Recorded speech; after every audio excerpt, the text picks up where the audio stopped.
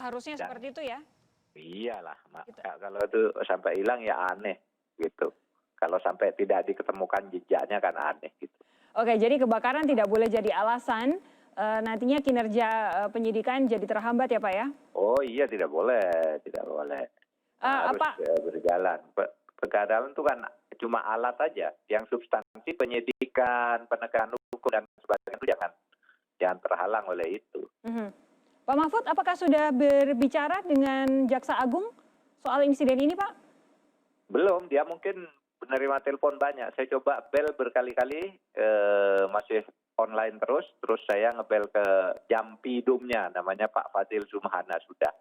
Dia sedang ada di lapangan sekarang dan kelihatan panik juga lihat dari suaranya gitu. Pak Mahfud, kalau bisa saya ceritakan saat ini, saya tidak tahu Pak Mahfud saat ini masih aktif di media sosial Twitter atau tidak, tapi di Twitter saat ini sudah mulai muncul suara-suara. Kenapa kebakaran kok muncul pada hari Sabtu di tengah libur cuti panjang begitu, kemudian dalam kondisi kosong, dan kebakarannya bisa secepat itu melalap sebagian besar gedung di area depan Kejaksaan Agung. Apa yang bisa Anda sampaikan untuk memastikan bahwa ini tidak jadi kemudian isu yang merembetnya kemana-mana, Pak Mahfud? Karena kan posisinya saat ini Kejaksaan Agung kan disorot karena kasus-kasus besar, salah satunya itu Joko Chandra. Iya, bisa. Orang menganalisis bermacam-macam gitu, dan kemungkinan itu kan semuanya bisa saja terjadi gitu. Makanya kita lihat dulu kepastiannya seperti apa gitu. Oke, jadi memang kita semua harus bersabar menunggu. Ya, jangan bikin skenario-skenario dulu ya Pak ya? Iya, oke ya. Kita tunggu semuanya. Terima kasih Pak Mahfud MD, Menko Polhukam, sudah bergabung bersama kami di Breaking News Kompas TV. Saudara, sekali lagi kami sampaikan bahwa yang terbakar adalah gedung utama, gedung bagian depan di Kejaksaan Agung Republik Indonesia. Ini bukan gedung tempat menyimpan dokumen, bukan gedung tempat biasanya ruang penyidikan, dan juga bukan gedung lokasi tahanan berada. Ini adalah gedung bagian depan, biasanya dipergunakan sebagai kantor Jaksa Agung dan juga para pegawai Kejaksaan Agung. Yang terbakar sejauh ini adalah lantai 3, 4, 5, 6. Lantai 3 dan 4 adalah untuk bidang intelijen, kemudian lantai 5 dan 6 untuk bidang pembinaan. Salah satu di dalamnya termasuk kepegawaian, jadi kita bisa bayangkan dokumen apa saja yang bisa terbakar. Namun tadi sudah disampaikan oleh Kapus Penkum Kejaksaan Agung Haristiono bahwa semua dokumen terkait intelijen dan juga kepegawaian, pembinaan ada backupnya begitu. Sehingga apabila bagian atau hard copy dari dokumen-dokumen ini terbakar malam hari ini, tidak lantas memaksa kinerja Kejaksaan Agung harus mundur. Yang saat ini 23 unit mobil pemadam kebakaran sudah berada di sana, 120 orang petugas yang dikerahkan. Kita juga tadi melihat Skylift sudah berhasil dioperasikan untuk mempermudah pemadaman lantai paling atas. Kami tadi tidak sempat menanyakan kepada Pak Haristiono, Kapus Penkum Kejaksaan Agung, bagaimana dengan nasib para tahanan yang ada di Kejaksaan Agung. Namun dari pernyataan Mahfud MD, Menko Polhukam, seharusnya ada proses evakuasi sehingga tahanan di sana juga dipastikan dalam kondisi aman. Kita akan dengarkan lagi tadi pernyataan dari Hari Setiono, Kapus Penkum Kejaksaan Agung, seputar kebakaran yang terjadi di gedung Kejaksaan Agung.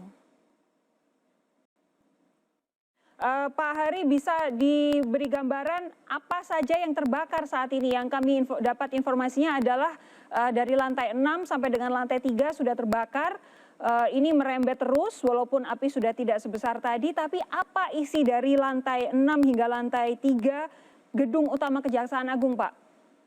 Iya, Mbak Sofi, kami informasikan ya, memang benar terjadi kebakaran, tetapi penyebabnya masih dalam proses penyelidikan dan sekarang masih dalam proses penanganan. Mudah-mudahan segera bisa ditangani.